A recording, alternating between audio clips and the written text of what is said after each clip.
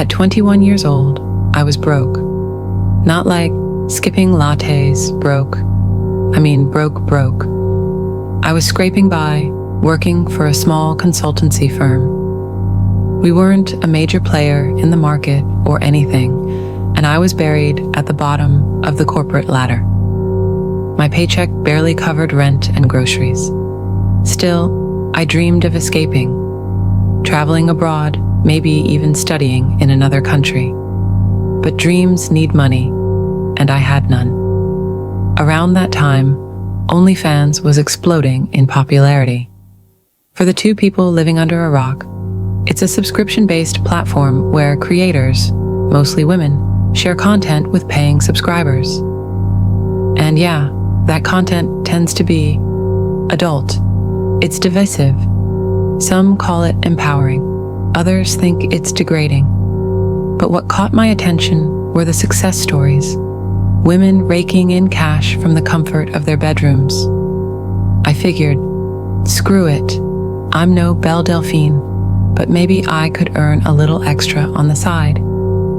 I created an account, filmed a short intro, and uploaded my first risque photos.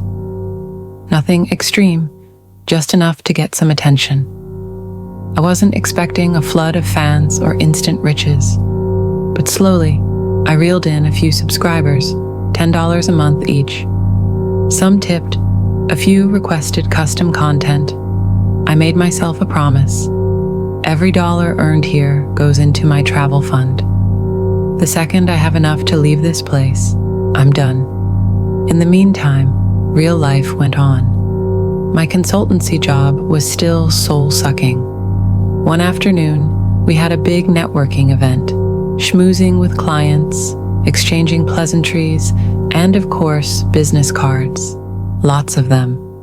I handed mine out to dozens of people, most of whom wore the same corporate uniform. Bland suits, generic haircuts, smiles that didn't quite reach their eyes.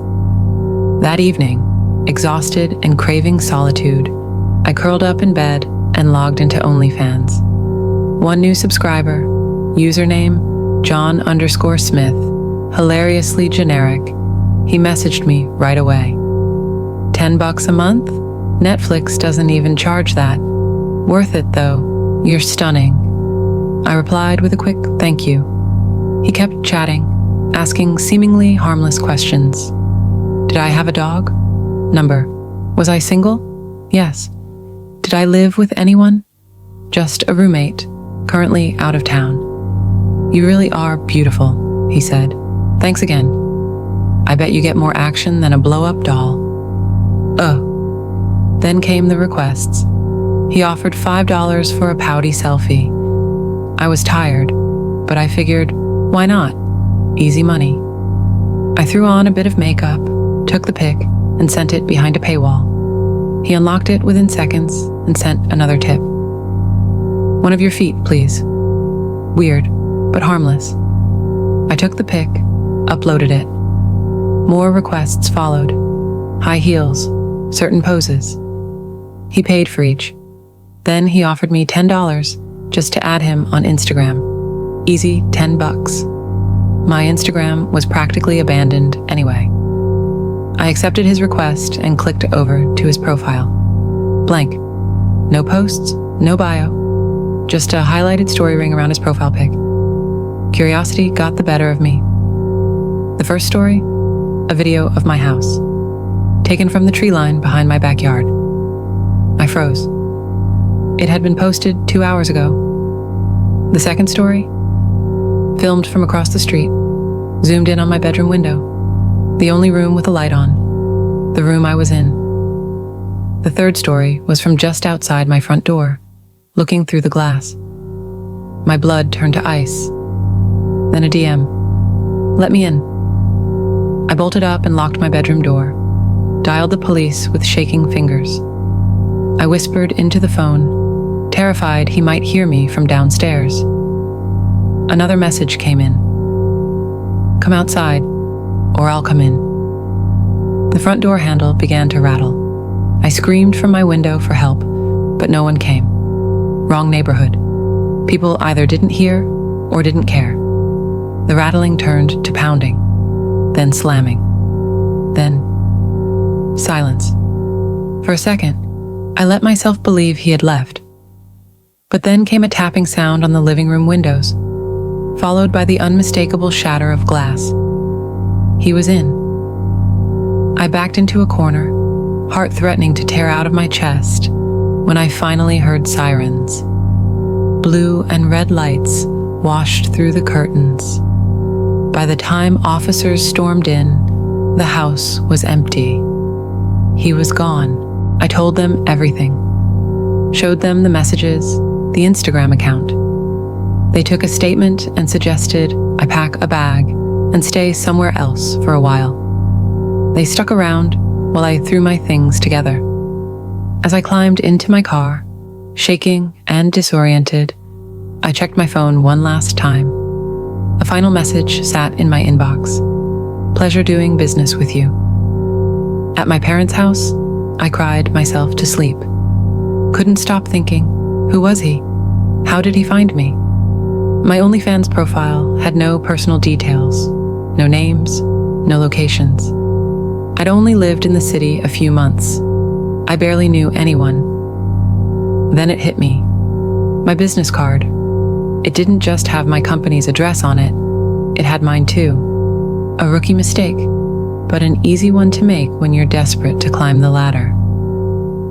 That networking event, he had to be one of the guys I met that day.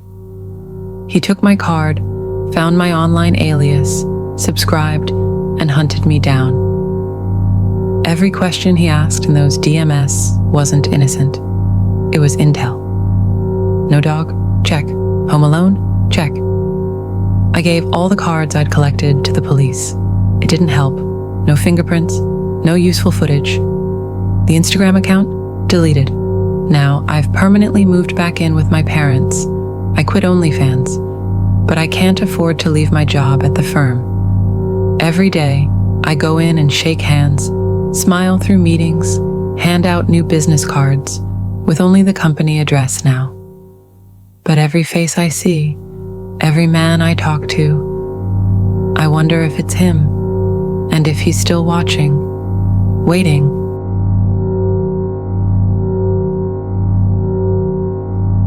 A little while ago, I started an OnlyFans account. I know what you're probably thinking, but at the time, I was single, living with my parents, and thought it'd be an easy way to earn some extra cash. I started small, some tasteful content, but eventually shifted into posting more adult material. I wasn't proud of it, but I wasn't ashamed either. Still, since I lived at home, I had to be extremely careful. I always waited until my parents were out of the house to take any pictures or record videos. I didn't tell any of my friends either. Didn't want the word getting back to my family.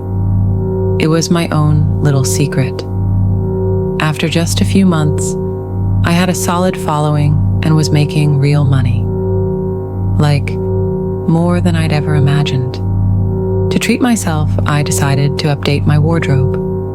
I went to a local clothing store and, on a whim, started live streaming on my private, for fans only YouTube channel. I thought it was fun, letting my followers vote on outfits, watching me shop, hanging out virtually. It felt like a little community. Most of my followers were respectful. I even started recognizing some of their usernames during streams. It was wholesome, or at least it felt that way. That night, after ending the stream, I logged into my account and found a message from one of my regulars. Thanks for wasting our time and lying to us. You never told us you had a boyfriend. Consider my support gone. Boyfriend? I was completely confused. I messaged him back, "Hey, I don't have a boyfriend. I'm completely single. Where'd you get that idea?" His reply chilled me. "You think I'm stupid? He's in the background of all your streams. He was with you at the store today, the tall guy in the green shirt. I've seen him before, multiple times. I felt a strange cold pull in my stomach. I went back and watched the stream from the store. Sure enough, about 5 minutes in, over my shoulder, there he was. A tall man in a green shirt. Muscular, pale skin, deep-set eyes with dark circles, thinning hair. He was walking just a few feet behind me, and he kept showing up in the background. At first, I brushed it off. Coincidence, right? Then I checked another stream, one from the mall. There he was again, lingering in the distance, sometimes closer, sometimes further, but always there. In the cafe at the end of that stream, he sat just 2 tables away, watching me. Now I was creeped out. I checked more of my old videos. Streams of me walking the dog, going to the beach, sitting at cafes. He was in all of them. Same green shirt, same haunting presence, always watching, always there. This man wasn't someone I knew. He'd never approached me, but I was clearly a part of his life. I stopped posting after that. I stayed alert. I told no one, not even my parents. I figured he'd get bored and move on. That was naive. Weeks passed with no sign of him. My followers started to get restless. My earnings dipped. Eventually, my parents went away for the weekend, and I figured I could post some new content safely. I made dinner, opened the kitchen window to air things out, and headed upstairs to take photos. Later that night, I went live again, chatting with my fans from my bedroom. While streaming, I went downstairs to grab a water bottle, phone still in hand, reading comments as I walked. Then I saw one that made my blood freeze. "Mellow Cat, who's that man at your window?" I stopped. In the corner of the stream's video feed, barely visible, was a blurred figure. I turned around slowly. Outside the living room window, pressed up against the glass, was him, the man in the green shirt. His gloved hands smeared against the pane, his eyes wide and filled with a sickening excitement. His face was inches from the glass. I screamed and bolted upstairs, slamming the bathroom door and locking it. I called my parents, hysterical, sobbing that someone was outside. My dad, ex-law enforcement, told me to stay calm. They were already on their way back. My mom was calling the police. We lived in a secluded area, no close neighbors. My dad told me to get to the attic and stay silent. I cracked the bathroom door and stepped out and heard soft footsteps downstairs. Then it hit me. I'd left the kitchen window open. He was inside. Then he called out, gently, like a mockery. "Hello? Mellow Cat, where are you?" He was using my Onlyfans username. I sprinted into my parents' bedroom, slammed the door, and pulled down the attic ladder. I could hear him rushing up the stairs as I scrambled up, yanking the ladder into the attic with me, just as he slammed against the door.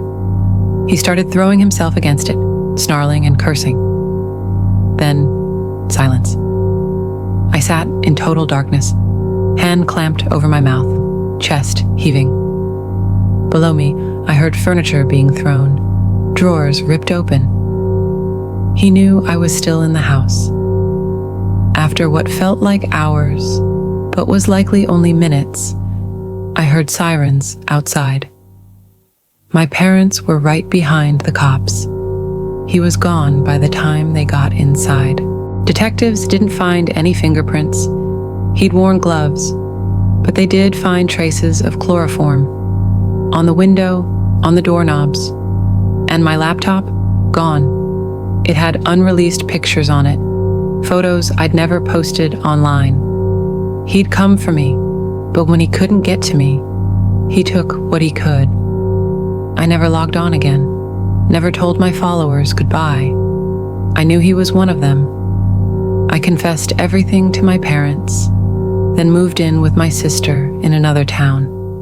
a new name, a new life. They never found him. Even with clear footage of his face, even knowing he must have lived nearby, he vanished. To this day, I don't know how he found my address. I don't know what he planned to do if he had gotten to me. But I do know this. Had I not walked downstairs when I did, had that follower not spotted him in the window, I might not be here to tell you this story.